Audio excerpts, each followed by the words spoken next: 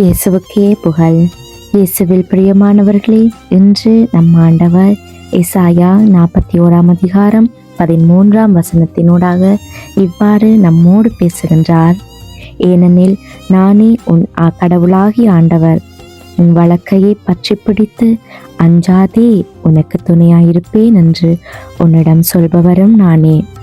பிரியமானவர்களே, நம்முடைய பயங்கள் எவ்வளவு பெரிதாக தோன்றினாலும் ஆண்டவரின் கைகள் அதைவிட பெரிது. எசாயா 41:13 அஞ்சாதே, நான் உனக்கு உதவுகிறேன் என்று ஆண்டவர் கூறுகிறார். இந்த வார்த்தை வெறும் ஆறுதல் சொல்லல்ல, அது ஒரு வாக்குறுதி. நாம் தவறிய போதும், நாம் பலவீனப்பட்ட போதும், நாம் முன் செல்லும் வழி தெரியாத போதும் அவர் நம்முடைய வலது கையை பிடித்து நடத்துவதாக சொல்லுகிறார். குழந்தை நடமாடும் போது அது தடுக்கி தடுமாறினாலும் தந்தை அல்லது தாய் கைவிட்டு விட மாட்டார்கள். தேவனும் அப்படித்தான். அவர் நம்மை வாழ்வின் ஒவ்வொரு அடிவிடாமலும் அலட்சியமும் இல்லாமல் வழி நடத்துகிறார்.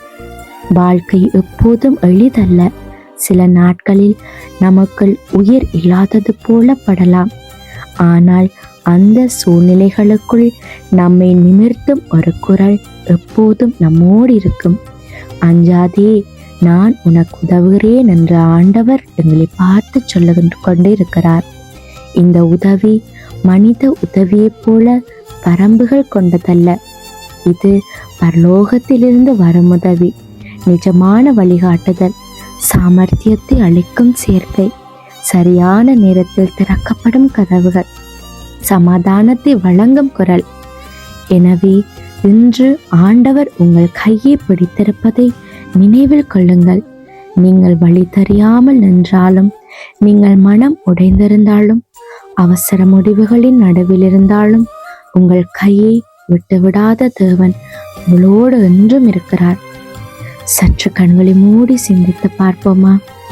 நாங்கள் இன்று எதிர்கொள்ளும் பயங்களில் ஆண்டவர் பிடித்திருக்கிற கையை நம்புகிறீர்களா? அவரது உதவி உங்கள் வாழ்க்கையில் ஏற்கனவே எப்படி வெளிப்பட்டிருக்கிறது என்று நம் எல்லோருக்கும் நன்றாகவே தெரியும். இன்று ஒரு சொல்லே போதும். அஞ்சாதே, நான் உன்னுடன் இருக்கிறேன். அவர் உனக்கு உதவுவார். நம் ஒவ்வொருவரோடும் அவர் இருக்கிறார். அதனால் இதை குறித்தும் கவலையுறாமல் இருப்போம். ஆமேன்.